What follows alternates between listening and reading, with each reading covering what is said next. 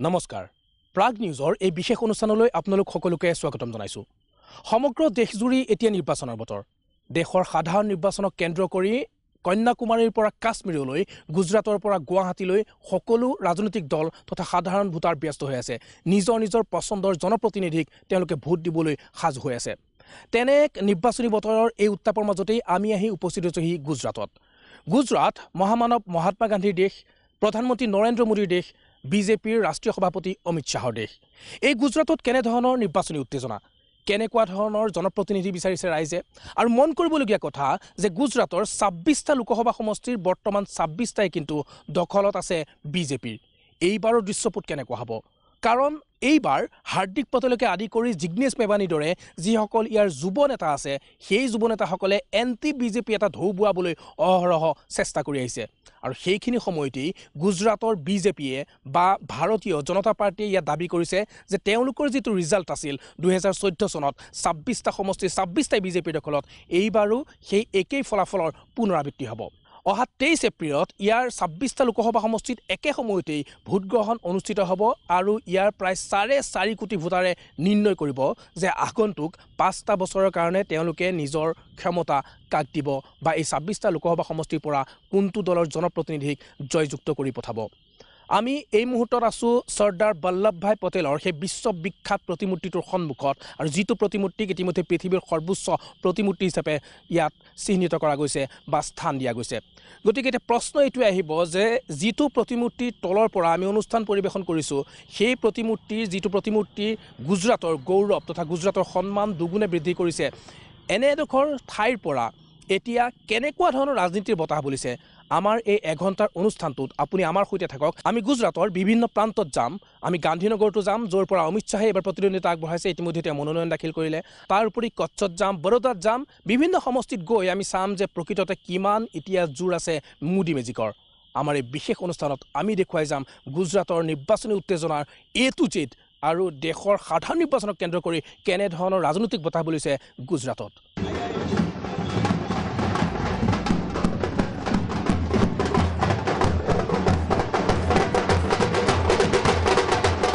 পৰম্পৰাগত সাজ পিন্ধি ইয়াত এনেধৰণৰ গুজৰাটৰ যি যুৱতীসকল আহিছে গুজৰাটৰ যুৱকসকল আহিছে तो कैसे स्वागत कैसे करेंगे अमित जी का कैसे स्वागत करेंगे हम लोग अमित जी का स्वागत अच्छे से करेंगे हमारा जो गुजराती कल्चर गरबा है उससे करेंगे इस बार बीजेपी क्या क्या दिखाएंगे यहाँ पे इस बार भी मोदी सरकार ही आएगी मोदी सरकार को ही लाएंगे हम लोग मोदी सरकार अब की बार मोदी सरकार मोदी सरकार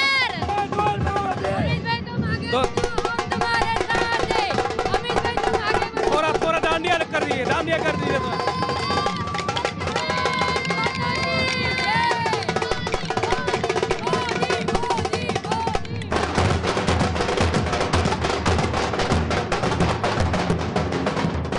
ভাৰতীয় জনতা পাৰ্টিৰ অধ্যক্ষ ৰাষ্ট্ৰীয় অধ্যক্ষ অমিত শাহে এইবাৰ গান্ধীনগৰৰ পৰা তেওঁ প্ৰতিদ্বন্দ্বিতা কৰিব আৰু মই দেখুৱাইছোঁ যে গান্ধীনগৰত তেওঁ যেতিয়া নমিনেশ্যন দাখিল কৰিবলৈ আহিছে সেই মনোনয়ন পত্ৰ দাখিল কৰিবলৈ অহাৰ মুহূৰ্ত মোৰ পিছফালে দেখিছে এটা দীঘলীয়া শাৰী আৰু অমিত শাহ আহিছে সেই শাৰীটোত পুষ্পবৃষ্টি তেওঁক কৰা গৈছে আৰু সকলো ফালৰ পৰা ফুল লৈ ৰাইজ সাজু হৈ আছে আৰু সকলোৱে ইয়াত পুষ্পবৃষ্টি কৰিছে অমিত শাহক আৰু এই ঐতিহাসিক মুহূৰ্ত সমগ্ৰ এই গান্ধীনগৰ সমষ্টিৰ কাৰণে কাৰণ গান্ধীনগৰ সমষ্টিত এতিয়ালৈকে কোনো ধৰণৰ ইয়াতে অমিত শাহে লোকসভাত প্ৰতিদ্বন্দ্বিতা কৰা নাই আৰু লোকসভাত প্ৰতিদ্বন্দ্বিতা নকৰাকৈ আমি দেখিছোঁ যে অমিত শাহক ইয়াত এনেধৰণে প্ৰথমবাৰ কাৰণে এবাৰ লোকসভাৰ টিকট প্ৰদান কৰিছে ভাৰতীয় জনতা পাৰ্টিয়ে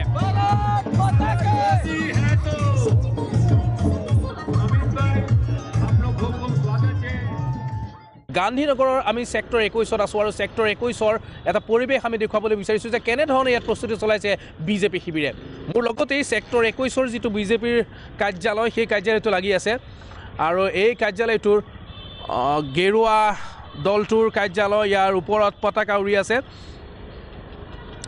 আৰু এনেধৰণে নিৰ্বাচনী উত্তেজনা লাহে লাহে বৃদ্ধি পাবলৈ ধৰিছে গুজৰাটতো মহাত্মা গান্ধী নিজৰ ঠাই আৰু নৰেন্দ্ৰ মোদীৰ বৰ্তমান গৃহৰাজ্য।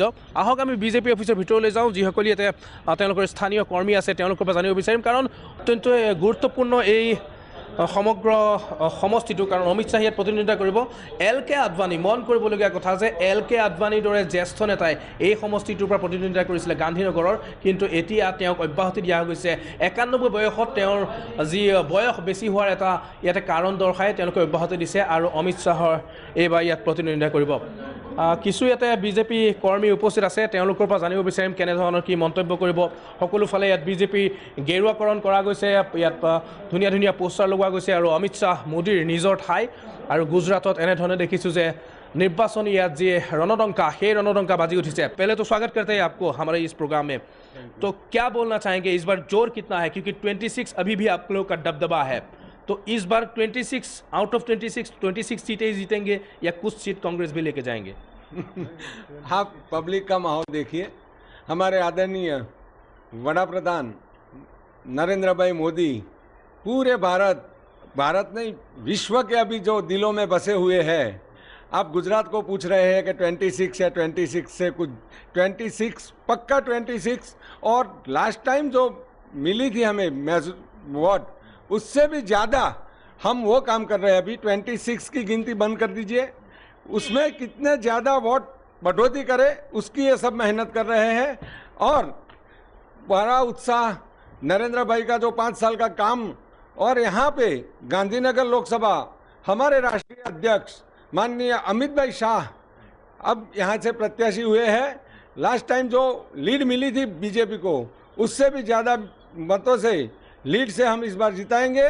और आप सब कार्य करो, पूरा गांधीनगर गुजरात नरेंद्र भाई को लास्ट टाइम की जो बीजेपी की सीटें थी पूरे भारत में उससे भी ज़्यादा सीट हम कंफर्म बोलते हैं इस साल आएगी। मैडम जी हमारे पास है, तो कुछ करप्शन का मुद्दा भी यहाँ पे उठाया गया है, जो कांग्रेस की तरफ से करप्शन का मुद्दा उठाया गया है। आप लोगों ने भी बताया कि कांग्रेस करप्शन करते हैं, कांग्रेस बता रहा है कि आप लोग करप्शन करते हैं। और स्पेशली जो अमित शाह जी का बात यहाँ पे छेड़ी गई है, तो वो यहाँ से गांधीनगर से वो कैंडिडेट अभी डिक्लेयर कर दिया गया है। उसका जो बेटा है जय शाह, उसका करप्शन का मुद्दा लेके पिछले विधानसभा में भी ये मुद्दा उठाया था कांग्रेस ने, अभी भी वो मुद्दा उठा रहे हैं, तो क्या उसका कोई दुष्प्रभाव या कोई इफेक्ट पड़ेगा? पहले तो ये बात बता दे कि हमारे भारतीय जनता पार्टी के कोई भी नेता कोई भी भ्रष्टाचार किसी प्रकार का है नहीं। और अमित शाह का जो बेटा है उनका जो जय भाई है, उन्होंने कभी कोई भ्रष्टाचार किया नहीं, कोई लीगल मैटर है नहीं, सिर्फ उनको पीछे लाने के लिए ये मुद्दा उठाया जा रहा है।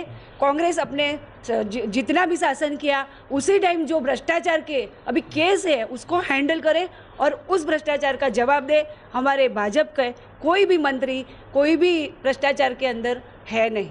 और यहाँ पे सभी कार्यकर्ताओं में स्पेशली बहनों में भी एक अभूतपूर्व उत्साह है, और इसमें कोई शक ही नहीं है कि अमित शाह साहब जीतेंगे। लेकिन कितना लीड से जीतेंगे ये उस समय आप भी एक आश्चर्य करेंगे कि एक रिकॉर्ड बनेगा। और जितने भी कार्यकर्ता हैं बीजेपी के, सब में खूब उत्साह है और इसकी जोर शोर से तैयारियां चल रही है।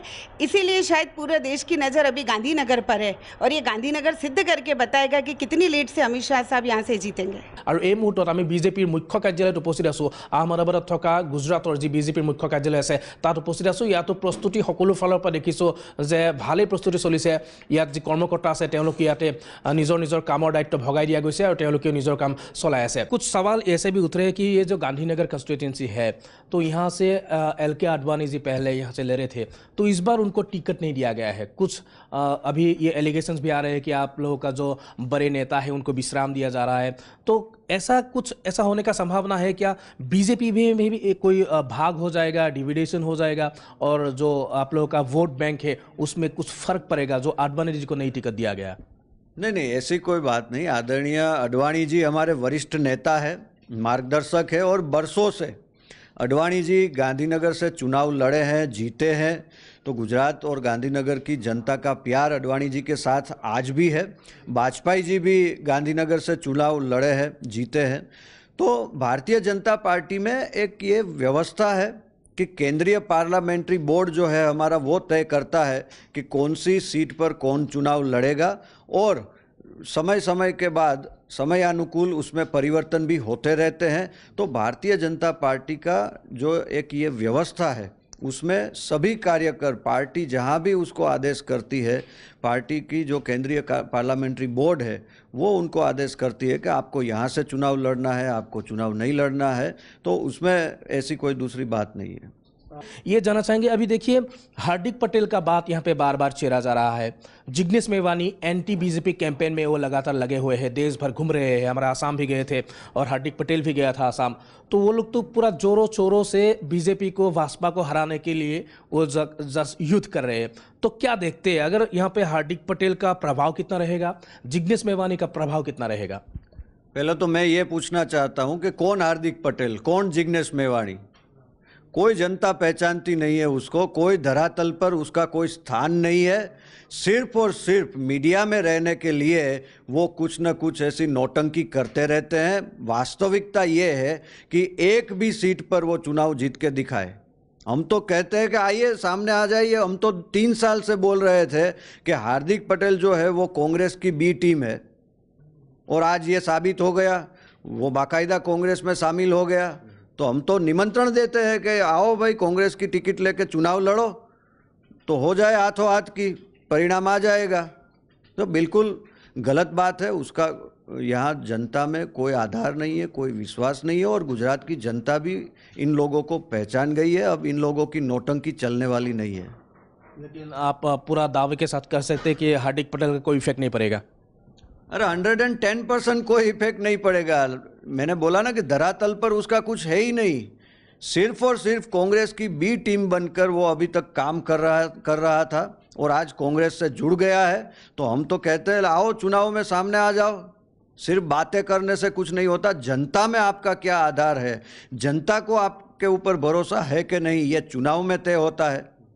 और गुजरात की जनता बहुत ही समझू जनता है, होशियार जनता है, और पिछले 6 टर्म से गुजरात की जनता ने भारतीय जनता पार्टी को आशीर्वाद दिया है। भारतीय जनता पार्टी की सुशासन, गुड गवर्नेंस की जो नीति रही है, विकास की जो राजनीति रही है, उसको गुजरात की जनता ने और देश की जनता ने सराहा है। तो गुजरात की जनता का आशीर्वाद भारतीय जनता पार्टी के साथ है, और पुनः गुजरात में 26 में से 26 लोकसभा बैठकों पर भारतीय जनता पार्टी का जनता के आशीर्वाद से भव्य विजय तय है, और प्रधानमंत्री नरेंद्र भाई पुनः एक बार फिर से प्रधानमंत्री बनेंगे, ये भी देश की जनता ने तय कर लिया है। देखिए वो तो देखने वाले बात होगी, 23 मई के बाद सब कुछ स्पष्ट हो जाएंगे। लास्ट में आपसे यह जानना चाहेंगे कि कांग्रेस का जो वर्किंग कमेटी का बैठक था वो अहमदाबाद से शुरुआत किया था, तो उस पर क्या बोलना चाहेंगे? क्योंकि कांग्रेस टारगेट कर रहे हैं पूरा गुजरात को, और उन लोगों का जो वर्किंग कमेटी है, सेंट्रल वर्किंग कमेटी का जो मूल मीटिंग था, सभा था, यहाँ से शुरुआत करके वो लोग गए थे। वहाँ पे राहुल गांधी भी थे और उनके जो दिग्गज नेता थे वो भी थे। तो कुछ तो इम्पैक्ट पड़ेगा। और मैं ये भी इसलिए पूछ रहा हूँ कि जो विधानसभा चुनाव अभी होके गया है उसमें भी कांग्रेस का जो रिजल्ट है वो पहले से थोड़ा सा ऊपर आया हुआ है, तो उसमें से ये कैसे एनालिसिस करेंगे? क्योंकि कांग्रेस का जो प्रभाव है वो विधानसभा इलेक्शन में थोड़ा सा हमने ज़्यादा देखा है, उसका इम्पैक्ट इस लोकसभा इलेक्शन में पड़ना है। नहीं, पहले तो मैं ये क्लियर कर दूं कि कांग्रेस का कोई प्रभाव है ही नहीं गुजरात में।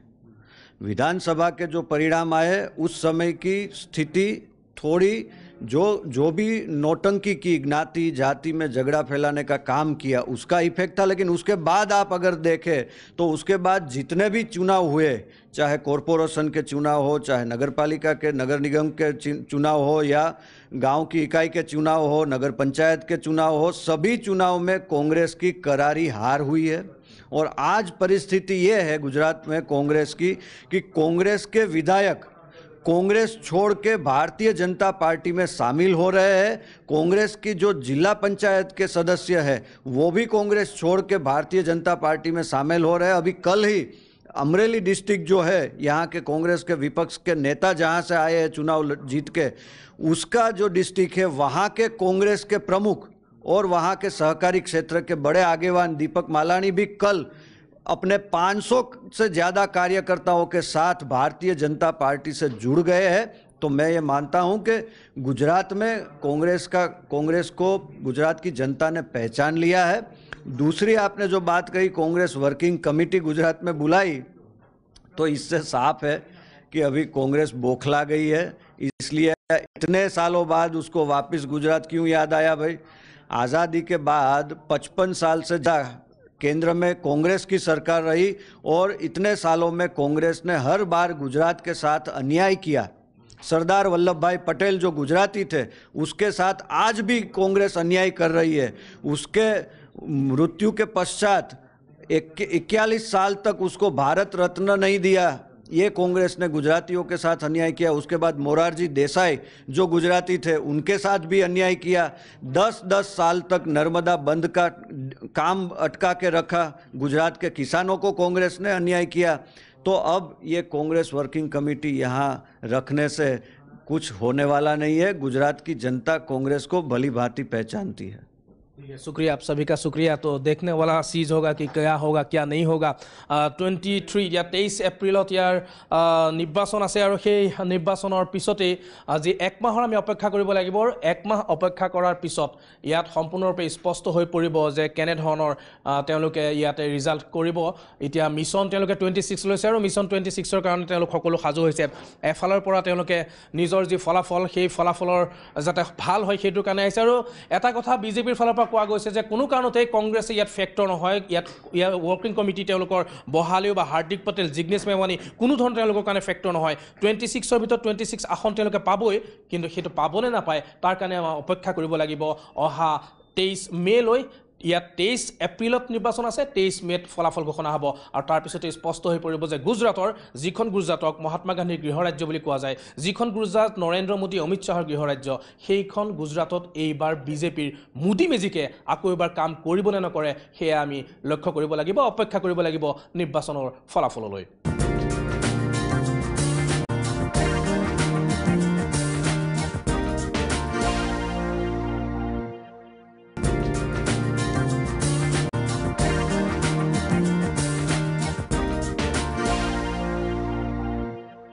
কংগ্ৰেছ ভৱনত এই মুহূৰ্তত আমি আছোঁ আৰু আমি দেখুৱাব বিচাৰিম যে কংগ্ৰেছী শিবিৰৰ কেনেকুৱা মন্তব্য।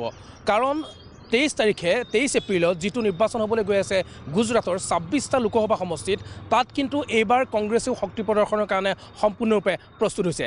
যদিও 26টাৰ ভিতৰত 26টা সমষ্টিয়ে বৰ্তমান বিজেপিৰ দখলত আছে, তথাপি কংগ্ৰেছৰ শিবিৰে এইবাৰ তেওঁলোকে দাবী কৰিছে যে 10ৰ পৰা 15টা হ'লেও তেওঁলোকে এইবাৰ ইয়াত দখল কৰিব। কিমান সম্ভৱ হ'ব? কাৰণ যিখন ঠাইত প্ৰধানমন্ত্ৰী নৰেন্দ্ৰ মোদীৰ নিজৰ গৃহৰাজ্য আৰু যিখন ঠাইত ইতিমধ্যে 26টা সমষ্টিৰ 26টাই বিজেপিৰ দখলত আছে, তেনেকুৱা এটা সময়ত কিমান সম্ভৱ হ'ব কংগ্ৰেছৰ কাৰণে এই আগন্তুক লোকসভা নিৰ্বাচনত শক্তি প্ৰদৰ্শনৰ। আহক আমি এতিয়া ভিতৰলৈ যাম, তাতো জানিম যিসকল ইয়াত ৰাজ্যিক নেতৃত্ব উপস্থিত আছে। কাৰণ এইবাৰ বহুখিনি ইয়াত ফেক্টৰ আহিছে। কাৰণ যিজন দলিত নেতা বুলি কোৱা যায় জিগ্নেশ মেৱানী, তেওঁ ইয়াত যথেষ্ট পৰিমাণে নিজৰ শক্তি প্ৰদৰ্শন কৰিছে। এণ্টি বিজেপি মুভমেণ্ট এটা তেওঁ ক্ৰিয়েট কৰাৰ কাৰণে বাৰে প্ৰতি চেষ্টা কৰি আছে। আৰু পটেল সম্প্ৰদায়ৰ যদি কথা কওঁ, তেতিয়াহ'লে পটেল সম্প্ৰদায়ৰ ভোটটো ইয়াত ডিভাইড কৰিবৰ কাৰণে সিফালে কিন্তু আমি দেখিছোঁ যে বহুকেইজন পটেল লিডাৰে ইতিমধ্যে তেওঁলোকৰ ৰণনীতি ইয়াত আৰম্ভ কৰিছে। সেইকাৰণে এইবাৰ ৰাজ্যিক নেতৃত্বৰ পৰা জানো যে বৃহৎ প্ৰত্যাহ্বান সন্মুখত আছে বিজেপি, নৰেন্দ্ৰ মোদী, অমিত শ্বাহৰ এই ৰাজ্যৰ পৰা কেনেধৰণৰ কি প্ৰত্যাহ্বান দি এইবাৰ কংগ্ৰেছে আগন্তুক লোকসভাত তেওঁলোকে ৰণনীতি প্ৰস্তুত কৰিছে বা যুঁজাৰ বাবে সাজু হৈছে। আহক আমি কংগ্ৰেছৰ এই বিশেষ ভৱনটোৰ ভিতৰলৈ যাওঁ, ৰাজ্যিক নেতৃত্বৰ পৰা জানো যে তেওঁলোকৰ পৰিকল্পনা কি, তেওঁলোকৰ ইছ্যুবোৰ কেনেকুৱা হ'ব, যিসমূহ ইছ্যুলৈ এই গুজৰাটৰ প্ৰায় 4.5 কোটিৰ অধিক যি ভোটাৰ আছে তেওঁলোকৰ সন্মুখলৈ যাব কংগ্ৰেছৰ প্ৰাৰ্থী। কংগ্ৰেছৰ মুখ্য কাৰ্যালয়ত আমি আহি পাইছোঁহি গুজৰাটৰ, আৰু আমি জানিব বিচাৰিম ৰাজ্যিক নেতৃত্বৰ পৰা কেনেধৰণৰ কোনবোৰ ইছ্যু লৈ পেলাই তেওঁলোক যাব। আৰু এই মুহূৰ্তত আমাৰ সৈতে আছে মনীষ দোশী, তেওঁ যি ইয়াৰ ৰাজ্যিক প্ৰদেশ কংগ্ৰেছ আছে সেই গুজৰাট প্ৰদেশ কংগ্ৰেছৰ মুখপাত্ৰ দায়িত্বত আছে, chief spoke person of Gujarat Congress. तो तेरों पर जानिए विषय सर, पहले स्वागत करते हैं हमारे इस प्रोग्राम में जी। तो कैसे उतरेंगे, शक्ति कितना होगा आप लोगों का? क्योंकि भाजपा यहाँ पे दिखा रहे हैं कि वो 26 जो सीट से 26 में 26 ही वो जीतेंगे, अभी भी उन लोगों का वहाँ पे बरकरार है, वो पावर में है। तो कांग्रेस कैसे देखते हैं, कैसे उखाड़ पाएंगे उसको, क्या क्या प्लानिंग है आप लोगों का? 2014 का चुनाव में देश के लोगों के सामने बात रखी गई। चुनाव में 15-15 लाख दरेक के अकाउंट में आएगा, 2 करोड़ नया रोजगार मिलेगा, नौजवानों को रोजगार मिलेगा, लोगों को महंगाई से मुक्ति मिलेगी, लोगों का जो अभी आतंकवाद के खिलाफ 56 इंच का सीना जज्बा तो जवाब देगा। बड़ी बड़ी बात तो बहुत हो गई। 2014 से 19 तक में देश के सबसे पहले महंगाई बहुत कम होने की जगह पे महंगाई बढ़ी। पेट्रोल डीजल का अंतर्राष्ट्रीय बाजार में भाव कम हुआ, लोगों को फ़ायदा नहीं हुआ। ऑयल कंपनी ने बहुत पैसा लूटा देश के लोगों के पास से। हर एक के अकाउंट में 15-15 लाख आने की बात थी, काला धन आएगा, सबको अकाउंट में जाएगा। इसकी जगह उल्टा हो गया। देश का जो सफ़ेद धन था, लोगों का परसेवा की कमाई थी, वो विजय माल्या, नीरव मोदी, मेहुल चौकसी जैसे भाजपा के आशीर्वाद से वो विदेश फरार हो गए। तो काला धन तो नहीं आया, पर सफ़ेद धन विदेश चला गया और देश की हमारी तिजोरी को चूना लग गया। दूसरा, लोगों को कहा गया था कि आपको रोजगार मिलेगा, नौजवान को 2-2 करोड़। अब 2 करोड़ नौकरियां तो हर साल नहीं हुई, पर नोटबंदी की वजह से देश में जो नौकरियां चली गई वो 2 करोड़ नौकरियां चली गई। ऑर्गेनाइज और अनऑर्गेनाइज सेक्टर के लोग परेशान हैं। 90% लोग को ये नौकरियाँ चली गई। अकेले गुजरात में, मैं जहाँ तक सवाल, आप हमारे कार्यालय राजीव गांधी भवन पे, तो गुजरात में आप जहाँ तक हो, तो गुजरात के पुत्र देश के प्रधानमंत्री में ऐसी भावना रखी गई। गुजरात को सबसे बड़ा अन्याय हुआ कि गुजरात कारोबारी का स्टेट है, गुजरात में उद्योग साहसिकता है, पर नोटबंदी की वजह से आज गुजरात के लोगों का धंधा रोजगार चौपट हो गया। लोगों को जो मौका मिलना चाहिए था काम करने का, वो मौका तो नहीं मिला, पर जो काम कर रहे थे वो काम पर छीना गया।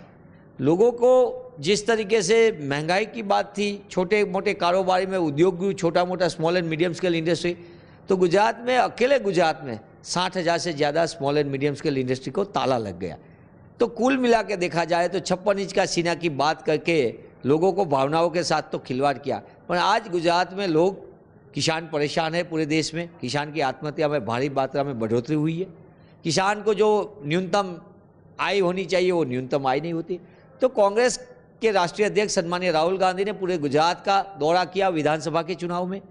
विधानसभा चुनाव में कांग्रेस को 80 तक, 77 तक हमारी सीट आई। लोगों ने हमको जन समर्थन, जन आशीर्वाद दिया।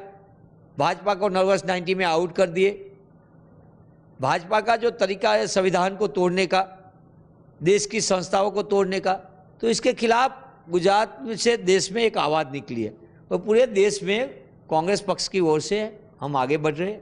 कांग्रेस पक्ष के राष्ट्रीय अध्यक्ष सन्माननीय राहुल गांधी ने पूरे देश में एक बात रखी है, न्यूनतम आय का न्याय करके हमारी योजना आएगी और यो योजना के बाद हम गरीब जो लोग हैं, 25% लोग हैं जो देश में, वो लोगों को आय हम डायरेक्ट इसके अकाउंट में 72,000 रुपया प्रति अकाउंट में दिया जाएगा। गरीब लोग अपने बेटे को पढ़ाई का अधिकार देगा। वो तो ठीक है, वो तो राहुल गांधी भी जहाँ भी जा रहे हैं अभी, वो जो आप मिनिमम गारंटी स्कीम का बारे में बता रहे हैं वो कर रहे हैं कि, लेकिन मोदी ने भी यहाँ पे बोला था कि हर एक के अकाउंट में पैसे जाएंगे। अभी राहुल गांधी भी बोल रहे हैं कि हर एक के अकाउंट में पैसे जाएंगे। तो लोग इसको कैसे लेंगे, क्या किसको किसके साथ वोट देंगे, वो तो बाद में देखा जाएगा। लेकिन ये भी जानना चाहेंगे कि यहाँ पे 26 सीटें हैं गुजरात में। अभी 26 पे पूरा भाजपा का ही यहाँ पे सब दबदबा चला है। तो आप लोगों का एम क्या है? Out of 26, how many seats the probable seats are Congress going to win? Gujarat में जहाँ तक सवाल है, जिस तरीके से हम स्थानिक स्वराज की चुनाव में हमने बहुत अच्छा प्रदर्शन किया। गुजरात में 26 स्थानिक स्वराज की संस्था में से 20 संस्था पे आज कांग्रेस, जिला परिषद में कांग्रेस का है नेतृत्व। तो लोगों का भारी जन समर्थन, जन आशीर्वाद मिला, क्योंकि राहुल गांधी का जो सत्य, अहिंसा, प्रेम वाला नेतृत्व है, सच बोलने का नेतृत्व है, इसके खिलाफ झूठ बोलने वाला भाजपा का है, भ्रम, भय और डर फैलाने वाला जो नेतृत्व है, दोनों के विचारधारा की लड़ाई में गुजरात में मुझे पूर्ण विश्वास है। कांग्रेस ने किसानों के लिए, किसान की पूरी व्यवस्था में किस तरीके से बदलाव आया है और किसान कैसे, किसान टिके, कृषि टिके और ग्रामीण विस्तार बरकरार रहे, आर्थिक जो स्थिति है देश की हालत डोलक, इसमें कैसे लोगों को आगे लाया जाए, आर्थिक स्थिति जो खराब है इसको फिर पटरी पे कैसे लाया जाए। 26 में कितना आएगा? मैं वही बात कर रहा हूँ, क्यों हमको लोग क्यों वोट दें? आफ्टर लोकतंत्र में लोग हमको क्यों मतदान करें हमारी तरफ? तो हमारी तरफ से इसलिए क्योंकि लोगों को विश्वासघात की भावनाएं मन में है कि हमारे साथ खिलवाड़ हुआ, हमको झूठे वायदे किए गए, जुमला हमको दिया गया और हमारा कोई काम नहीं हुआ, गुजरात को नहीं हुआ, देश के साथ खिलवाड़ हुआ, लोगों की भावनाओं के साथ हुआ। किसान आज परेशान है, नौजवान परेशान है। इसलिए कांग्रेस पक्ष को मुझे पूर्ण विश्वास है, गुजरात में कांग्रेस पक्ष को 13 से ज़्यादा सीट पे पूर्ण तरीके से विजय मिलेगा, ये मेरा पूरा विश्वास है। तो आधा से ज़्यादा 26 का आधा 13 हो गया, 13 से ज़्यादा आप लोग यहाँ पे आशा कर रहे हैं कि रिजल्ट आएगा।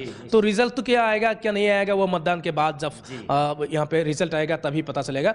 लेकिन फिर भी ये जानना चाहेंगे कि अभी मुद्दा किस मुद्दे को आप लोग ज़्यादा हाईलाइट करके कौन कौन सी मुद्दे को लोगों के साथ ले जा रहे हैं, क्योंकि भाजपा का यहाँ पे मेगा कैंपेनर अमित शाह भी यहाँ से खेल रहे हैं, खेलने का अभी भी हालांकि फॉर्मल अनाउंसमेंट नहीं हुआ है लेकिन गांधीनगर से वो खेलेगा। उन लोगों का जो आडवाणी साहब है उसको तो रिटायरमेंट दे दिया गया है। तो क्या कौन सा मुद्दा है, कैसे बीजेपी को रोकेंगे, क्या गेम प्लान है कांग्रेस का?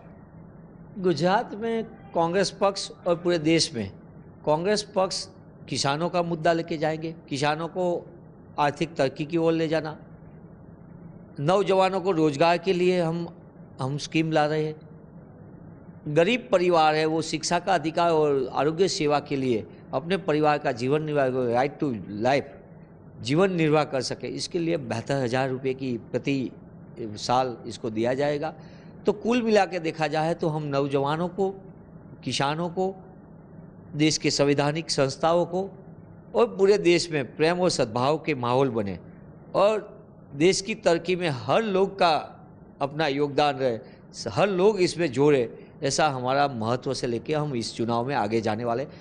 हमारे छोटे कारोबारियों का सबसे बड़ा प्रश्न है नोटबंदी और जीएसटी की वजह से धंधा रोजगार चौपट हो गया है, पूरे देश में एक बहुत बड़ी समस्या है, तो हम इस मुद्दे को भी आगे करेंगे।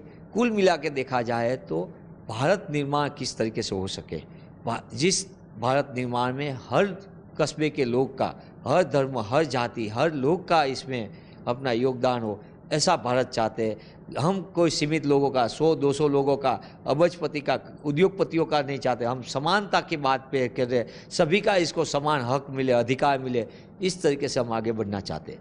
तो ठीक है, वो तो देखेंगे। हार्दिक पटेल का भविष्य क्या होगा बता सकते हैं? सामाजिक आंदोलन करके युवा नेता हार्दिक पटेल ने गुजरात में भारतीय जनता पार्टी की भ्रष्ट शासन के खिलाफ जन आंदोलन किया। कांग्रेस में आज वो शामिल हो गए। कांग्रेस पक्ष, इसका राष्ट्रीय अध्यक्ष सम्माननीय राहुल गांधी ने इसका स्वागत किया है और हम पूरा विश्वास के साथ कह गए कि हार्दिक भाई जैसे नौजवान जो सामाजिक आंदोलन से एक संघर्ष करके आगे वाले दिनों में जो युवा नेता के रूप में उभरे हैं, वो युवा नेता जब राजनीति में आए तो राजनीति में निश्चित तौर पे वो संवेदनशीलता से किसानों का मुद्दा को आगे करेगा, साथ साथ में वो नौजवानों का मुद्दा को अच्छी तरह वो आगे करेगा। जीतेगा, वो जीतेगा निश्चितपणे। वो जहाँ भी चुनाव लड़ेगा लोगों का भारी मात्रा में इसको समर्थन मिलेगा और निश्चित रूप से जहाँ भी लड़ेगा वहाँ जीतेगा। तो अभी प्रचार का सीजन है, तो प्रचार के लिए कौन कौन स्टार कैंपेनर कांग्रेस की तरफ से आ रहे हैं? राहुल गांधी को छोड़ के प्रियंका जी आएंगे यहाँ पे? निश्चित तौर पे कांग्रेस पक्ष के राष्ट्रीय अध्यक्ष सम्माननीय राहुल गांधी के साथ साथ हमारी यूपीए चेयरपर्सन श्रीमती सोनिया गांधी, पूर्व प्रधानमंत्री डॉक्टर मनमोहन सिंह जी, हमारे महासचिव श्री प्रियंका जी, ज्योतिरादित्य सिंधिया जी, सचिन पायलट जी, अशोक गहलोत जी, हमारे सभी मुख्यमंत्री हैं, वो सब आएंगे और साथ साथ में हमारे प्रदेश के नेतृत्व भी इसमें पूरी तरह से हर विधानसभा क्षेत्र में हम जनसंकल्प रैली कर रहे हैं, हमारे वहाँ सम्मेलन हो रहा है। तो मैं मानता हूँ कि पूरी तरह गुजरात में जैसे ही चुनाव का फॉर्म भरा जाएगा, आवेदन पत्र जमा हो जाएगा, बाद में एक माहौल बन जाएगा और लोगों को मन में पूरा विश्वास है कि जो झूठ मूठ की राजनीति करने वाले, भय भ्रम की राजनीति करने वाले को हटाना है। इसके हम जिसने छेतरपिंडी की है, लोगों की भावनाओं के साथ खिलवाड़ किया, इसको हटा के फिर से एक बार प्रेम, सद्भाव, सत्य, आदाय, किसानों की सोच वाली, युवाओं के लिए सोचने वाली भारतीय राष्ट्रीय कांग्रेस की राहुल जी की नेतृत्व वाली सरकार लोग चाह रहे हैं और मुझे पूर्ण विश्वास है गांधी सदा के गुजरात में हमको फिर से जन समर्थन, जन आशीर्वाद मिलेगा।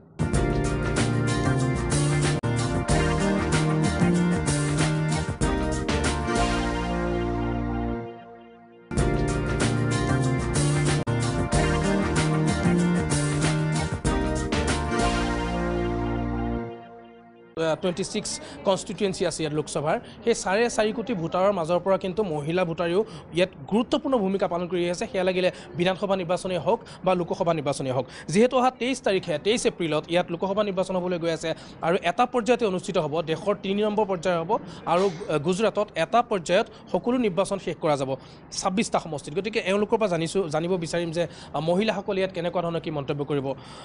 মেডাম, हम आपको स्वागत करते हैं हमारे इस प्रोग्राम में। तो क्या देखते हैं 23 को यहाँ पे इलेक्शन है, इस बार कैसा आप लोग मतदाताओं का जो भावना है उसको किस प्रकार से जांच रहे हैं, भाजपा या कांग्रेस? अवश्य कांग्रेस ही है, क्योंकि इतने दिनों से जो ये भारतीय जनता पार्टी के लोग जो है, और इतना साल से यहाँ जब गुजरात में उसका शासन है तब लोग भी उसके खिलाफ हो गए हैं, और लोग भी ऐसे ही चाहते हैं कि अब कांग्रेस ही आए, क्योंकि ये बार बार ऐसे बोल रहे हैं कि गुजरात का विकास हुआ है। कहीं भी आप जाएंगे देखेंगे तो कुछ भी विकास नहीं हुआ है। ऐसे आप देखें कि जीएसटी का मुद्दा लीजिए, महंगाई का मुद्दा लीजिए, या बहनों का लिए मुद्दा लीजिए, कोई भी जो मुद्दा है उन लोगों ने बोला है कि ये गुजरात में भाजपा की सरकार ने ये किया, लेकिन इनमें से कुछ भी जो विकास का हो या कोई भी मुद्दा हो, एक भी अभी परिपूर्ण नहीं किया है। तब अब जनता ही ऐसा चाहती है कि इस बार तो कांग्रेस ही चाहिए। मैडम, आपसे भी जानना चाहेंगे क्या पावर कैसे देखते हैं, क्योंकि भाजपा यहाँ पे वादे किए हुआ है, बहुत सारे वादे, अमित शाह जी भी यहाँ से खेलेंगे इलेक्शन, तो किस तरह से इसका राजनीति, गुजरात का राजनीति किस तरफ से आप देख रहे हैं? क्योंकि अभी चुनाव नज़दीक आ रहा है, हर कोई दल प्रचार के जोरदार प्रचार में व्यस्त है, तो क्या कौन सा मुद्दा है, खासकर महिलाओं का कौन सा मुद्दा है जिसको लेकर कोई भी राजनीतिक दल उसको एक मुद्दा बना के आगे बढ़ने से फायदा होगा? आप देख रहे हो गुजरात में अगला विधानसभा चुनाव गया, अमित शाह कॉन्फिडेंस से बोलते थे 150 प्लस, जैसे जेब से निकालने वाले हो, 99 पे सीमेंट रह गई, उनको पसीना आ गया, और गुजरात से ही भारतीय जनता पक्ष की पड़ती शुरू हो गई। और आप देखिए 2014 के चुनाव में अब की बार मोदी सरकार बहुत हुई, महंगाई की मार, कुछ भी नहीं किया। लोग आज पूछ रहे कहाँ है वो मोदी जी जो महंगाई घटाने वाले थे। गैस का बाटला जो 350 रुपये में मिल रहा था आज 900 रुपये में लेना पड़ रहा है। तो गुजरात की महिलाएं तो पहले से परेशान है, क्योंकि उनको तो वो कोनी पे गोल, जो गुजरात में बोलते हैं कोनी माँ गोड़ लगाड़ी ने, नरेंद्र भाई दिल्ली पहुंच गए थे, आज बहनें ढूंढ रही है, दिखाइए तो सही कहाँ है नरेंद्र भाई। आज बहनें इतनी असुरक्षित हो गई है गुजरात में, इतनी सुरक्षा थी जब कांग्रेस का शासन था, आज 22 साल से गुजरात में भारतीय जनता पक्ष की सरकार है। महिलाएं ज़्यादा से ज़्यादा रेप का शिकार होती है, ज़्यादा से ज़्यादा महिलाओं का शोषण हो रहा है। और शिक्षा का तो प्राइवेटाइजेशन कर दिया। गुजरात में कांग्रेस की सरकार थी तो महिलाएं फ्री पढ़ती थी। मैं खुद महिला केड़वनी, कन्या केड़वनी फ्री, उसमें मैं आज बीकॉम LLB हो चुकी हूँ, बगैर कोई चार्ज, ज़्यादा फी बगैर। और आज महिलाओं की सबसे ज़्यादा समस्या महंगाई, सुरक्षा और एजुकेशन, तीनों मुद्दे बहुत जोरदार है। और मैं ये पूछना चाहती हूँ कि 2014 में जो वादे किए थे उनका लिस्ट लेके लोग निकलेंगे कि अमित भाई को भी पूछेंगे कि इसमें से कौन सा पूरा किया, कौन सा नहीं पूरा किया, कौन सा नहीं किया। आया क्या आपके खाते में, आया क्या 15 लाख? नहीं आया। महंगाई कम नहीं हुई। 10 सर लाने वाले थे, हमारे 44 जवान शहीद हो गए, कहाँ थे चौकीदार? हम आज पूछ रहे हैं कि चौकीदार खाली ऐसे ही बन जाने से, नाम लगाने से नहीं बन जाते। देश की सुरक्षा, अब तो हर कोई चौकीदार है, चौकीदार अमित शाह चौकीदार, पर वो लोग नरेंद्र मोदी चौकीदार, अमित शाह चौकीदार, वाले चौकीदार, बगैर ड्यूटी वाले चौकीदार, सिर्फ लगा देने से। रात को चौकीदार भी है ना, लकड़ी घुमाता है, सीटी बजाता है, तब चौकी होती है। ये लोग तो खाली चौकीदार लगा के घूम रहे हैं विदेश में। देश की सुरक्षा कहाँ है? आप क्या देखते हैं अगले चुनाव में क्या होने वाला है? देखो, चेंज तो सब मांगते ही है और चेंज जरूरी भी है। परिवर्तन सृष्टि का नियम है, वैसे हम बोलते ही है। अभी देखो, विकास की बात करते हैं तो 23 ईयर्स से तो गुजरात में है बीजेपी। गुजरात का विकास देखो, कहाँ है विकास? वही था। अगर कोई बच्चा छोटा है तो वो 22 साल के बाद 22 साल का होना ही है, जब बर्थ हुआ है तो होना ही है। तो कोई विकास नहीं है, वो तो कुदरती एक प्रोसेस है, नेचुरल प्रोसेस है। और जो टाइम बाय टाइम होना है वो तो होना ही है। अभी टेक्नोलॉजी तो हमारे राजीव जी ने लाया, टेलीकॉम इंडस्ट्री में जो कि किंग है सैम पित्रोड़ा सर, उनके लिए भी वो इधर उधर का बयान करते हैं। अगर पित्रोड़ा जी अमेरिका की गवर्नमेंट को सवाल करे तो अमेरिका भी जवाब देना पड़ता है, अमेरिका गवर्नमेंट को भी। तो ये क्या लोग हैं? और जब डेमोक्रेसी है, लोकशाही है, तो सवाल पूछना तो सबका अधिकार है और जवाब देना है वो प्रशासन है, हम लोग हैं। प्रशासन का तो बनता ही है, फर्ज बनता है कि जो मतदार है, जो लोग है, जनता है, उनके सवालों का जवाब देना। वो किसी भी मामले में जवाब सही नहीं दे पा रही है, घोटाले पे घोटाले, जुमले पे जुमले किए हैं, तो प्रजा भी अब त्रस्त हो गई है और वो चेंज चाहती है। और जहाँ भी देखो राहुल जी, कांग्रेस, एक जो बोलते हैं कि एक हवा चल रही है, तो मोदी लहर अब खत्म हो गई है, वो एक प्रदूषित हवा बन के मोदी लहर रह गई है। ठीक है, थैंक यू वेरी मच। आप सभी का शुक्रिया अदा करते हैं। गुजरातर आमी एबार बड़ौदा समष्टित उपस्थित आছোঁ और इतिमध्ये निर्वाचनी उत्तेजना ইয়াত বাঢ়ি গৈছে। যিবোৰ প্ৰাৰ্থী আছে তেওঁলোকে নমিনেশ্যন ইতিমধ্যে ফাইল কৰিছে আৰু বড়োদা সমষ্টি এটা গুৰুত্বপূৰ্ণ সমষ্টি এই কাৰণেই যে 2014 চনত ইয়াৰ পৰা বৰ্তমানৰ প্ৰধানমন্ত্ৰী নৰেন্দ্ৰ মোদীয়ে তেওঁ ইয়াৰ পৰা কণ্টেষ্ট কৰিছিলে আৰু সেই সমষ্টিতেই এতিয়া ইয়াত কণ্টেষ্ট কৰিবলৈ ওলাইছে। বিভিন্ন ইয়াত বিজেপি প্ৰাৰ্থীয়ে নমিনেশ্যন দাখিল কৰিছে, কংগ্ৰেছৰ প্ৰাৰ্থীয়ে নমিনেশ্যন দাখিল কৰিছে আৰু আজিৰ এই দিনটোত কংগ্ৰেছৰ এজন প্ৰাৰ্থী আমাৰ সৈতে আছে, পটেল সাহেব আমাৰ সৈতে আছে। তেওঁৰ পৰা জানিম যে তেওঁ নমিনেশ্যন দাখিল কৰাৰ পিছত এতিয়া কেনেকুৱা ধৰণৰ কি বতৰ দেখিছে, कारण 26টাৰ ভিতৰত 26টাই এতিয়া बीजेपी दखलत আছে। पटेल जी स्वागत करते हैं हमारा ये असम का टीवी है प्राग न्यूज़। तो आपसे जानना चाहेंगे, आज नॉमिनेशन फाइल कर दिया, क्या होने वाला है 23 तारीख को? परिवर्तन होने वाला है।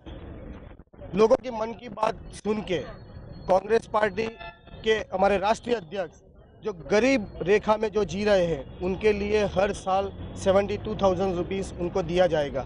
जो युवा बेरोजगार है, जब तक सरकार कांग्रेस पार्टी उसको रोजगार नहीं देगी तब तक हर महीने उनको 3,000 रुपया मिलेगा।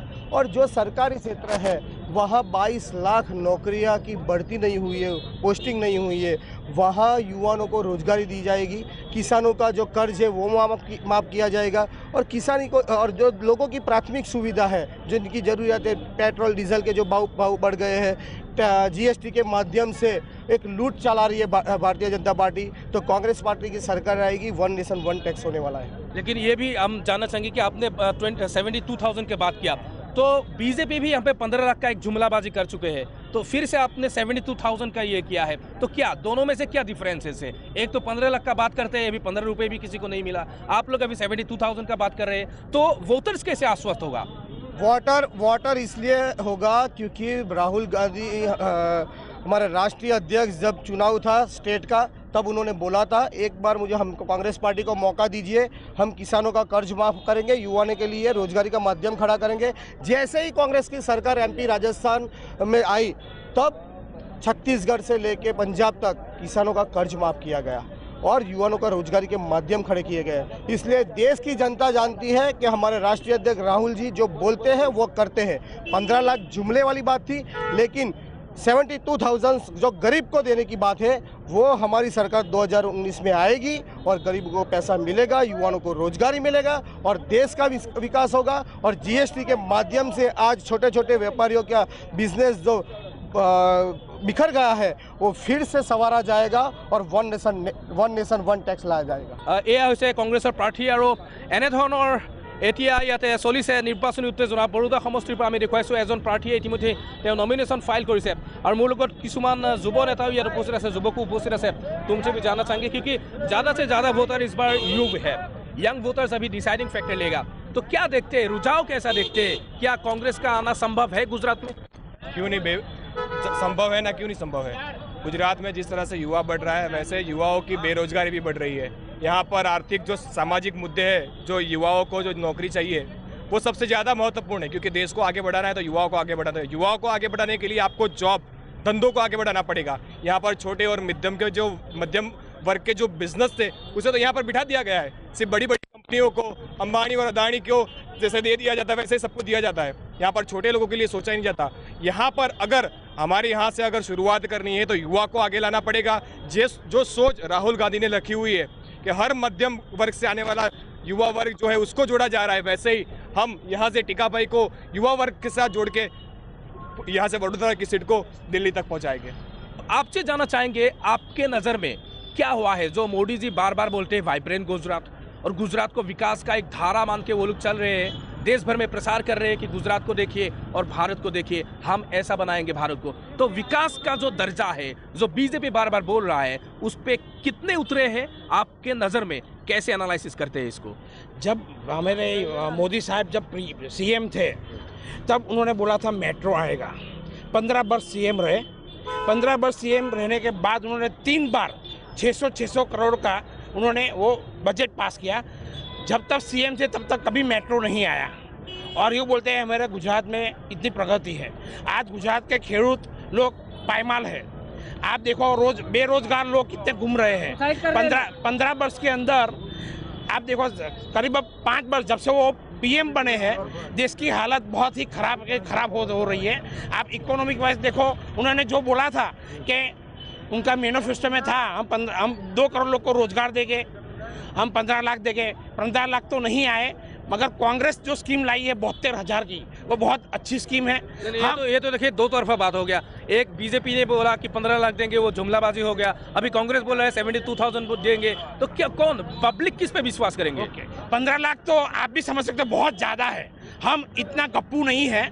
हम जो करते हैं, आप देखो मध्य प्रदेश में देखो, राजस्थान में देखो और छत्तीसगढ़ के अंदर जब भी सरकार बनी 10 दिन के अंदर किसानों का देवा हमने माफ कर दिया। तो कांग्रेस का है जो बोलते हैं वो करते हैं, इन लोग की जैसे खाली बातें नहीं करते। आप देखो ये लोग जीएसटी और नोटबंदी पे क्यों नहीं बोलते हैं? अभी हिंदू मुस्लिम की बात करते हैं। बिरयानी खाने कौन गया था पाकिस्तान? बिरयानी खाने वो गए थे, तब उनको नवाज शरीफ उनका भाई लगता था। अब जब बिन बुलाए मेहमान वो बनते हैं तो बोलते हैं पाकिस्तान, ये लोग को पाकिस्तान के सपोर्टर है। अरे भाई हम तो 60 वर्ष से, आप मोदी की उम्र कितनी है आज? 65 वर्ष है। मोदी की उम्र 65 वर्ष है। कांग्रेस ने कितने वर्ष राज किया? 70 इयर्स, राइट?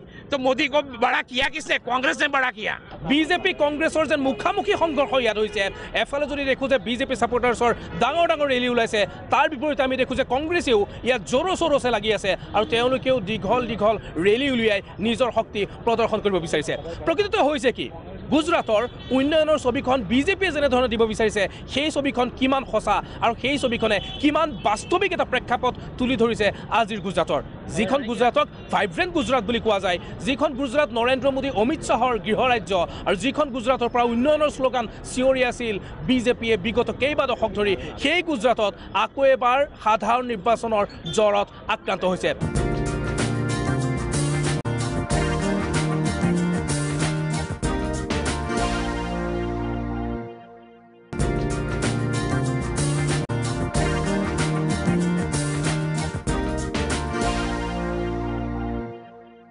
আমি এতিয়া বৰোদা সমষ্টিত আছোঁ। গুজৰাটৰ অন্যতম এটা আকৰ্ষণৰ কেন্দ্ৰবিন্দু হৈ আছে বৰোদা সমষ্টি। আৰু বৰোদা সমষ্টিৰ আমি বিভিন্ন বা বাতৰি সংগ্ৰহ কৰিবলৈ আহোঁতে বৰ্তমান আমি এখন গাঁৱৰ মাজলৈ সোমাই আহিছোঁ। কাৰণ ভাৰতবৰ্ষত কোৱা যায় যে ভাৰতে গোটেই গাঁৱত বসবাস কৰে, গতিকে আমি গাঁৱলৈ আহিছোঁ যে গুজৰাটৰ গাঁৱৰ পৰিৱেশটো চাওঁ। ইয়াততো বণিক শ্ৰেণীয়ে যথেষ্টখিনি তেওঁলোকে ব্যৱসায়িক ভিত্তিত অৰ্থনৈতিকভাৱে টনকিয়াল কৰি আহিছে আৰু ইয়াত GDP গ্ৰ'থ যিটো, সেই GDP গ্ৰ'থতো কিন্তু ব্যৱসায়িক শ্ৰেণীটোৱে ইয়াত অনুদান দি আহিছে, বহুতখিনি অৰিহণা যোগাই আহিছে। সমান্তৰালভাৱে আমি যদি চাওঁ যে কৃষি ক্ষেত্ৰত গুজৰাট অত্যন্ত আগবাঢ়ি আছে আৰু কেনেধৰণে তেওঁলোকে ইয়াত কৃষি কাৰ্য কৰি আছে, তেওঁলোকে কিমান উপকৃত হৈছে চৰকাৰৰ বিভিন্ন আঁচনিৰ পৰা, বিজেপি শাসনত থাকি তেওঁলোকে কিমানখিনি আজি কেনেকুৱা ধৰণৰ এটা ৰিজাল্টলৈ গৈছে, এনেকুৱা বিভিন্নখিনি কথা আমি জানিবলৈ চাম। আৰু সেইকাৰণে আমি সোমাই আহিছোঁ গুজৰাটৰ ভিতৰুৱা এখন গাঁৱলৈ, বৰোদা সমষ্টিৰ ভিতৰুৱা এখন গাঁৱলৈ। আহক চাওঁ তাত কেনেকুৱা পৰিৱেশ, কৃষিখণ্ড কেনেকুৱা, স্বাস্থ্যকেন্দ্ৰ কেনেকুৱা, বা ইয়াৰ গাঁৱৰ ৰাইজে কেনেকুৱা এটা মন্তব্য কৰিব বিচাৰিব।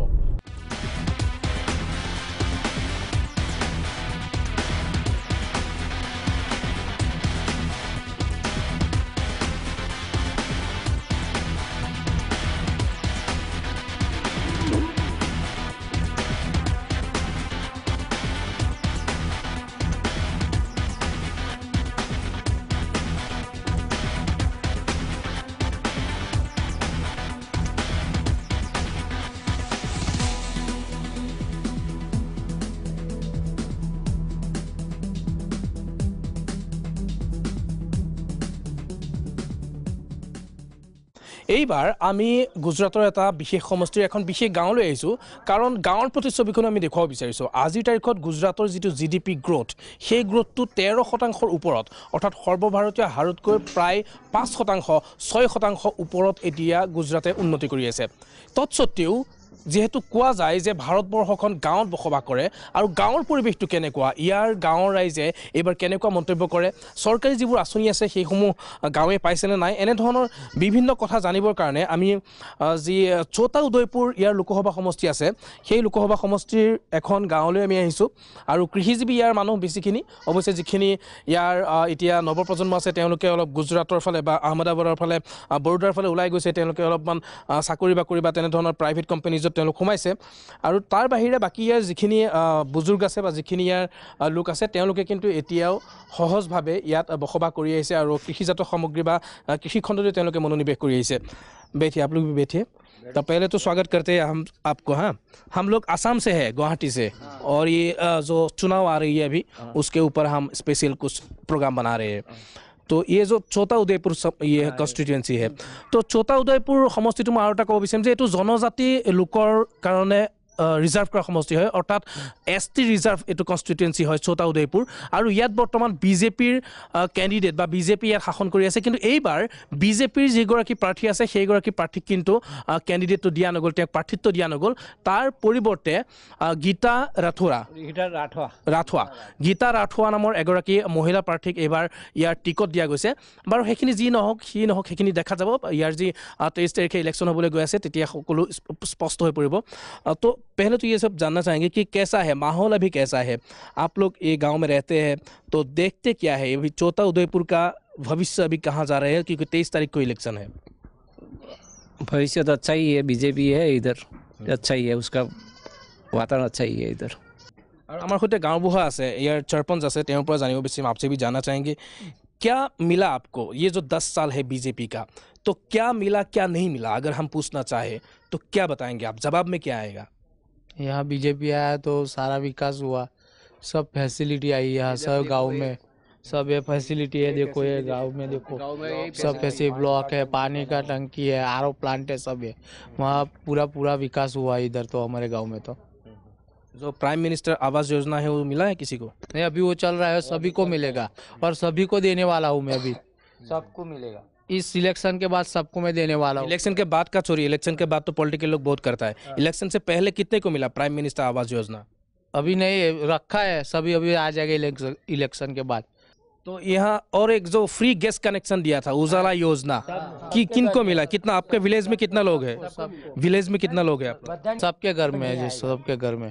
हमारे पास एक नौजवान भी है, आपसे भी जानना चाहेंगे कि क्या देखते हैं अभी जो इलेक्शन आने वाला है, और इलेक्शन आते वक्त हर कोई वादा करता है, हर कोई यहाँ पे वचवार करता है वादे का, तो इस बार बीजेपी का ही पल्ला भारा दिख रहा है, अभी भारी है गुजरात में, अभी 26 से 26 सीटें में से 26 से अभी बीजेपी का दबदबा है। तो अगले ये 5 साल क्या होने जा रहा है आपके मुताबिक, आपके एनालिसिस कैसे करते हैं इस पॉलिटिकल सिचुएशन को? हमारे यहाँ तो बीजेपी ही आ रही है, क्यों उन्होंने काम ही ऐसा किए हैं। अब पहले देखे तो पानी की सुविधा अच्छी कर दी, अभी लाइन नया आया है, अगले साल से चालू हो जाएगा, काम सब पूरा हो गया। उसके बाद ये ब्लॉक डाले हैं, सभी तरह से अच्छा है, यहाँ बीजेपी मारेगी सीट। और ये क्या देखते हैं, क्या अभी देखिए हार्दिक पटेल यहाँ पे जोर लगा है कि कांग्रेस का वो पूरा टिकट भी उसको मिलना लगभग कंफर्म है, तो जिग्नेश मेवानी हुआ एंटी बीजेपी कैंपेन चला रहा है, क्या प्रभाव पड़ेगा कुछ वोटर्स पे? जो हमारे यहाँ के जो पाटीदार समाज के है वो सारे बीजेपी में ही जाएंगे, हमारा गांव टोटली बीजेपी है, उसका विरोध ही करते हैं, आज तक आने भी नहीं दिया गांव में, हार्दिक पटेल को आने नहीं दिया। और मुखिया जी आपसे भी जानना चाहेंगे, कांग्रेस का कुछ दबदबा होगा, कुछ जोर लगाएंगे यहाँ पे, छोटे उदयपुर में कुछ काम होगा कांग्रेस का? नहीं, छोटा उदयपुर तो बीजेपी आएगा।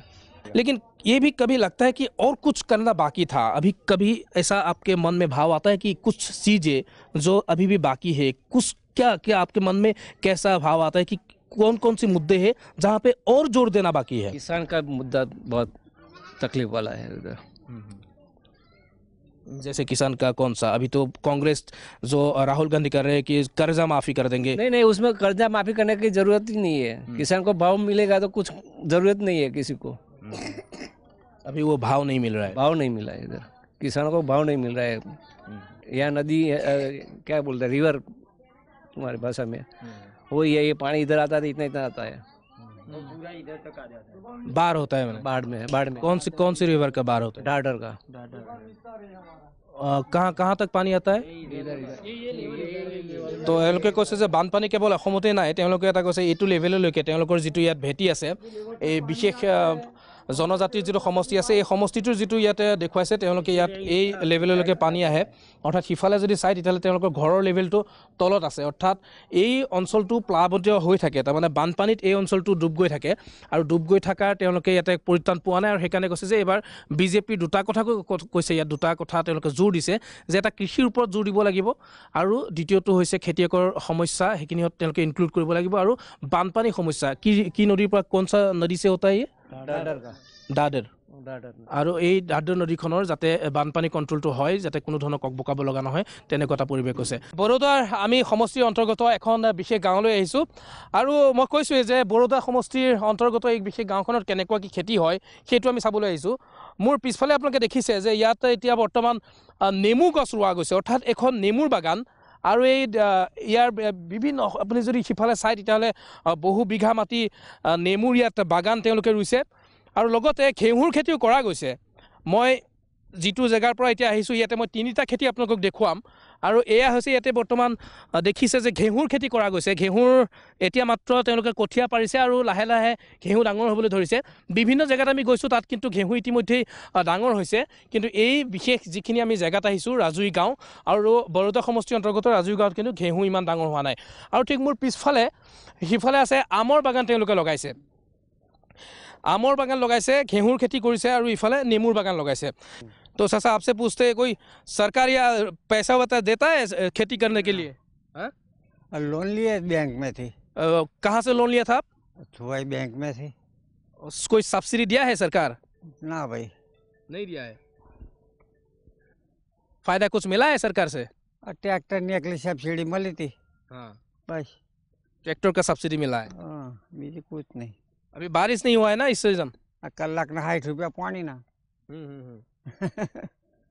1 घंटे का 60 रुपया देते हैं हम पानी पिलाने के लिए। पानी पिलाने के कहाँ से पानी लाते हैं? वो इधर से लाते हैं, वो दूसरा और नदी है ना, नदी से इधर पानी आता है। वो शेड का उधर है फार्म, वो पेड़ का है ना आम का, वो पेड़ में बोर मोटर है पानी की, इसी से इधर पानी लाते हैं। वो 1 घंटे का 60 रुपया देते हैं हम। अच्छा।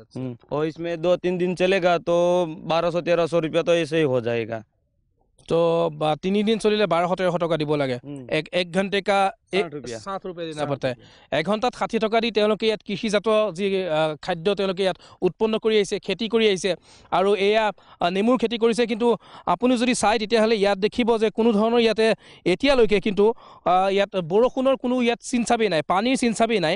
আৰু জলসিঞ্চন ব্যৱস্থা যদিও কৰিছে তথাপিও এগৰাকী কৃষকে আমাক কৈছে যে সেই জলসিঞ্চন ব্যৱস্থা তেওঁলোকে 1 ঘণ্টাত এতিয়া 60 টকা দিব লাগে। আৰু ঠিক তেনেধৰণে 2 দিন বা 3 দিন যদি তেওঁলোকে এই কৃষি কৰ্মত পানী দিব লাগে, সেয়া ঘেঁহু খেতিয়ে হওক বা এই যি নেমু বাগান দেখিছে ইয়াত যদি তেওঁলোকে পানী দিব লাগে তেতিয়াহ'লে প্ৰায় 1200 টকা 1300 টকা তেওঁলোকে 2 দিনত বা 3 দিনত খৰচ কৰিব লাগে। এতিয়া আপুনিয়ে চাওক যে গুজৰাটৰ যিখন গুজৰাটক বাণিজ্যিকভাৱে চহকী বুলি কোৱা যায় আৰু খেতি কাৰ্যতো তেওঁলোকৰ যথেষ্ট বৰঙণি আছে অৰ্থনীতিত, কিন্তু কিমানখিনি তেওঁলোক আপডেট হৈছে। এজন খেতিয়কে কৈছে যে ট্ৰেক্টৰৰ ছাবচিডি পাইছে, তাৰ বাহিৰেও অন্যান্য যি ইয়াৰ সুবিধা আছে সেইখিনি তেওঁলোকে কিমান পাইছে। लास्ट में ये जानना चाहूँगा कि सरकारी बीज मिलता है फ्री में? कुछ नहीं मिलता। फ्री में सरकारी बीज नहीं मिलता है? नहीं मिलता है, कुछ नहीं मिलता है। पानी यहाँ पे या सरकारी पानी नहीं मिलता है? नहीं, सरकारी पानी नहीं मिलता है। अभी तो लाइन निकाली है, अभी कैनल है ना, वो छोटा वाला कैनल है, इसमें से पानी इधर नहीं आता है, वो दूसरी जगह पर आते, वहाँ से पानी लेके आना पड़ता है। इधर नहीं आता पानी, कैनल उधर है, इधर नहीं आता। তো সেয়াই হৈছে ব্যৱস্থা, যিটোৰ ছবি আমি দেখুৱাইছোঁ যে ভাইব্ৰেণ্ট গুজৰাট বুলি কৈ থকা যায়, অতিকৈ চহকী ৰাজ্য বুলি কৈ থকা যায়। অৱশ্যেই চহকী ৰাজ্য, কাৰণ যিটো তেওঁলোকৰ GDP গ্ৰ'থ সেইটো 13%ৰ ওপৰত, ভাৰতীয় ৰেটতকৈ বহুখিনি ওপৰত আছে গুজৰাটৰ উন্নতিৰ হাৰ। কিন্তু যদি কৃষিজাত সামগ্ৰীৰ কথা কওঁ বা কৃষিখণ্ডৰ কথা কওঁ তেতিয়াহ'লে মই আৰু বিশেষ ক'ব লগা নাই। ইয়াতে থকা এগৰাকী জ্যেষ্ঠ খেতিয়ক, এগৰাকী নৱপ্ৰজন্মৰ খেতিয়ক, তেওঁলোকে কৈছে যে চৰকাৰী বিনামূলীয়া জলসিঞ্চন আঁচনিৰ পানী তেওঁলোকে ইয়াত নাপায়। 1 ঘণ্টাত 60 টকাকৈ দিব লাগে, 2 দিনত 1200 টকা 1300 টকা তেওঁলোকৰ খৰচ হয়। বিনামূলীয়া বীজ তেওঁলোকে নাপায়।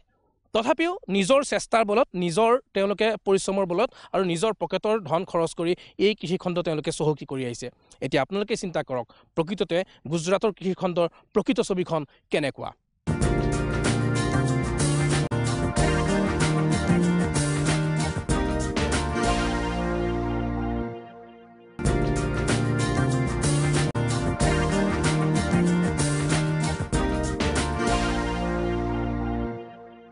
ষ্টেচু অফ ইউনিটি অৰ্থাৎ একতাৰ প্ৰতিমূৰ্তি গুজৰাটত এই প্ৰতিমূৰ্তিটো স্থাপন কৰাৰ পিছতেই গুজৰাটৰ যি সন্মান সেই সন্মান বিশ্বৰ বুকুত দুগুণে বৃদ্ধি পাবলৈ ধৰিলে গুজৰাটবাসীৰ গৌৰৱ দুগুণে বৃদ্ধি পাবলৈ ধৰিলে আৰু চৰ্দাৰ বল্লভভাই পটেলৰ যি প্ৰতিমূৰ্তি সেই প্ৰতিমূৰ্তিয়ে এতিয়া বিশ্ববাসীৰ সন্মুখত গুজৰাটক এক নতুন চিনাকি দিছে আমাৰ এই বিশেষ সম্প্ৰচাৰৰ সৈতে আমি আপোনালোকক দেখুৱাম সেই প্ৰতিমূৰ্তিটো আৰু যিটো প্ৰতিমূৰ্তিয়ে ইয়াৰ সকলো ৰেকৰ্ড ভংগ কৰিবলৈ সক্ষম হৈছে পৃথিৱীৰ ভিতৰত সৰ্বোচ্চ প্ৰতিমূৰ্তি হিচাপে ইতিমধ্যে ইয়াৰ পৰিচয় এই প্ৰতিমূৰ্তিয়ে লাভ কৰিছে আৰু মোৰ সোঁহাতে আছে সেই সুদৃশ্য প্ৰতিমূৰ্তিটো যিটোৰ উচ্চতা 182 মিটাৰ আৰু 182 মিটাৰ উচ্চতাৰ এই প্ৰতিমূৰ্তিটোৱে এতিয়া গুজৰাটৰ যি গৌৰৱ সেই গৌৰৱ দুগুণে বঢ়াইছে বিশ্ববাসীৰ সন্মুখত নৰ্মদা নদীৰ গাতে লাগি আছে এই প্ৰতিমূৰ্তিটো আৰু প্ৰতিদিনে এই স্থাপিত হোৱাৰ বা মুকলি হোৱাৰ পৰা আজিলৈকে প্ৰতিদিনেই যি পৰ্যটকৰ সংখ্যা দিনে দিনে বাঢ়ি গৈ আছে আৰু এটা দিনত প্ৰায় 5,000 10,000 12,000 পৰ্যন্ত পৰ্যটকৰ সংখ্যা ইয়াত বৃদ্ধি পাইছে সংলগ্নভাৱে মই আৰু এটা দৃশ্য দেখুৱাম যিটোৱে আপোনালোকক ক'ব যে চৰ্দাৰ বল্লভভাই পটেলৰ এটা সপোন আছিল যে নৰ্মদা নদীৰ ওপৰত এটা বান্ধ অৱশ্যে তেওঁ জীৱিত কালত সেইটো দেখা নাপালে সেইখিনি সৌভাগ্য তেওঁ নহ'ল কিন্তু এই প্ৰতিমূৰ্তিটোৰ সম্পূৰ্ণ বিপৰীত দিশত আছে যিটো নৰ্মদা বান্ধ বৃহৎ নদী বান্ধৰ আমি যিটো কথা কৈ থাকোঁ বাৰেপতি অসমত ইয়াৰ প্ৰতিবাদো হৈ আহিছে সেইখিনি সময়তে গুজৰাটত এই আমি দেখিছোঁ বৃহৎ নদী বান্ধ নৰ্মদা নদীৰ ওপৰত এই বান্ধটো আৰু এই বান্ধটোৱেও কিন্তু গুজৰাটৰ ছ'চিঅ' ইকনমিকেল ডেভেলপমেণ্টত আৰ্থ-সামাজিক ডেভেলপমেণ্টত অৰ্থনীতিৰ ডেভেলপমেণ্টত কিন্তু যথেষ্টই গুৰুত্বপূৰ্ণ ইয়াত ভূমিকা গ্ৰহণ কৰি আহিছে এটা মন কৰিবলগীয়া কথা যে যিটো সময়ত চৰ্দাৰ বল্লভভাই পটেলৰ এই প্ৰতিমূৰ্তিটোৱে বিশ্ববাসীৰ সন্মুখত এক নতুন পৰিচয় দাঙি ধৰিছে ভাৰতবৰ্ষৰ সেইখিনি সময়তেই কিন্তু ইয়াতে বহুখিনি প্ৰশ্নৰ অৱতাৰণা হৈছে মই যিহেতু এজন সাংবাদিক হিচাপে আহিছোঁ গুজৰাটত আৰু গুজৰাটৰ বিভিন্ন নিৰ্বাচনী প্ৰেক্ষাপট আপোনালোকৰ সন্মুখত দাঙি ধৰিছোঁ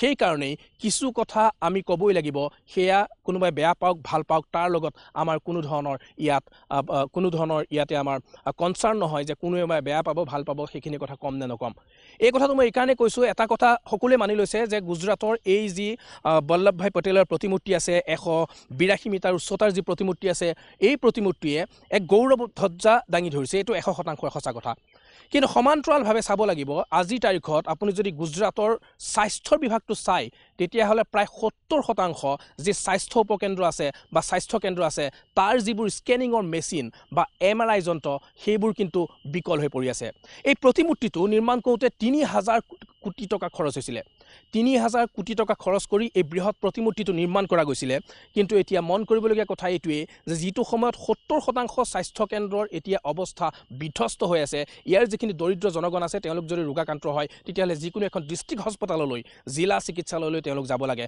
অৰ্থাৎ তেওঁলোকৰ মহকুমাত থকা যিবোৰ চিকিৎসালয় সেইবোৰ চিকিৎসালয়ৰ কিন্তু ব্যৱস্থা যথেষ্ট পৰিমাণে বিধ্বস্ত হৈ আছে আৰু সেইকাৰণে এই 3,000 কোটিটোৰ ঠাইত যদি 1,000 কোটি ব্যয় কৰি সেই স্বাস্থ্য খণ্ডৰ উন্নয়ন কৰা হ'লে MRI মেচিন স্কেনিং মেচিনৰ আধুনিকীকৰণ কৰা হ'লে হয়তো আজি গুজৰাটৰ স্বাস্থ্য খণ্ডৰ এক ব্যাপক পৰিৱৰ্তন হ'লহেঁতেন এয়া মোৰ কথা নহয় এয়া যিবোৰ পৰিসংখ্যা আছে ভাৰতীয় সংস্থাৰ সেই ভাৰতীয় পৰিসংখ্যা সংস্থাৰ তথ্যৰ ভিত্তিত এইখিনি আমি তথ্য আপোনালোকক যোগান ধৰিছোঁ আৰু এই ইছ্যুটোক লৈ এইবাৰ নিৰ্বাচনী বতৰত আমি দেখিছোঁ যে এইবোৰ ইছ্যুলৈ কিন্তু এতিয়া আগবাঢ়ি আছে বিৰোধী শিবিৰ সেয়া কংগ্ৰেছেই হওক বা জিগ্নেশ মেৱানীৰ দৰে নিৰ্দলীয় প্ৰাৰ্থীয়ে হওক তেওঁলোকে য'তে ত'তে যিকোনো সভাই সমিতিয়ে এতিয়া সৰ্বভাৰতীয় পৰ্যায়ত এনেধৰণৰ কিছু কথা কৈছে যিটোৱে ষ্টেচু অফ ইউনিটিৰ যিটো ব্যয় 3,000 কোটি টকা সেই ব্যয়টো কিমানখিনি গ্ৰহণযোগ্য হয় নে নহয় তাৰ ওপৰত কিন্তু তেওঁলোকে সমালোচনাৰ মন্তব্য আগবঢ়াইছে আৰু এয়াই হৈছে গুজৰাটৰ অন্যতম এটা দৃশ্য আৰু নৰ্মদা নদীৰ গাতে লাগি আছে এইটো প্ৰতিমূৰ্তি আৰু সেইকাৰণে হাজাৰ সমালোচনা হওক সমালোচনাই লাগিলে সকলো সীমা পাৰ হৈ যাওক কিন্তু ভালটো ভাল ক'বই লাগিব বেয়াটো বেয়া বুলি ক'বই লাগিব আৰু আমিও প্ৰাগ নিউজে তাকেই আপোনালোকক দেখুৱাবলৈ চেষ্টা কৰিছোঁ যে প্ৰকৃততে গুজৰাটত ৰাজনৈতিক কেনেধৰণৰ বতাহ চলি আছে চৰ্দাৰ বল্লভভাই পেটেলৰ প্ৰতিমূৰ্তিক লৈ বিভিন্ন সমালোচনা কেনেধৰণে চলি আছে সেইটো আমি আপোনালোকক কৈছোঁ তথাপিও এই প্ৰতিমূৰ্তিয়ে যে ভাৰতৰ এখন নতুন ছবি পৃথিৱীৰ সন্মুখত দাঙি ধৰিছে সেইটোকো কিন্তু স্বীকাৰ কৰিব লাগিব সেয়া বিৰোধীয়েই হওক বা অন্যান্য এণ্টি বিজেপি শক্তিয়েই হওক তেওঁলোকে কিন্তু স্বীকাৰ কৰিবই লাগিব যে চৰ্দাৰ বল্লভভাই পেটেলৰ 182 মিটাৰ উচ্চতাৰ এই সুউচ্চ প্ৰতিমূৰ্তিয়ে ভাৰতবৰ্ষক বিশ্ববাসীৰ সন্মুখক এক নতুন চিনাকি দিলে এটা নতুন গৌৰৱ দিলে